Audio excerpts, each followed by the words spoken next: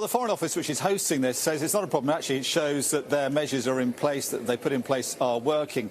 And that's exactly why they've got these strict COVID security measures in place, so that everyone is tested daily to prevent COVID getting into that building behind me, Lancaster House, where the G7 meeting of foreign ministers is being held. And it's the first in-person ministerial meeting since the pandemic began. So they're going to great lengths to keep it COVID-free as much as they can, but they failed to do so in terms of sort of on the periphery.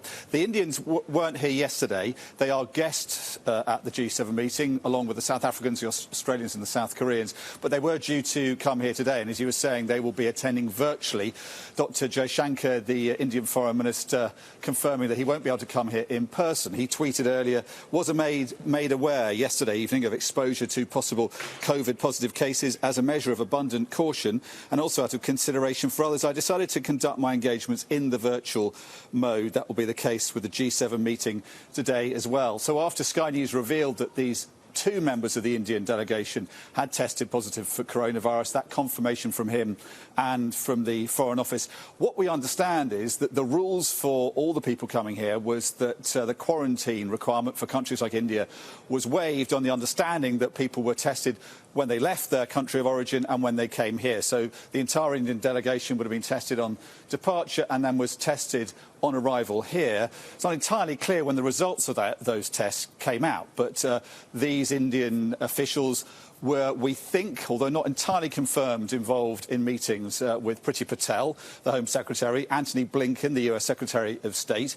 Public Health England is satisfied that the social distancing and mask protocols were applied in those meetings, and therefore the risk of infection is extremely low. And that's why Antony Blinken and his delegation are still able to attend the meeting here, along with the other G7 member states and the guest nations as well. And I think the organisers, the Foreign Office and the British government, will hope that this outbreak is contained to the Indian delegation. There were no other outbreaks, because this is an experiment. The belief and the hope for the organisers is that the time has now come for face-to-face diplomacy ahead of the Heads of State meeting on June the 6th in Cornwall. If there's any more coronavirus outbreaks, that's obviously going to put in doubt the feasibility of that happening in June.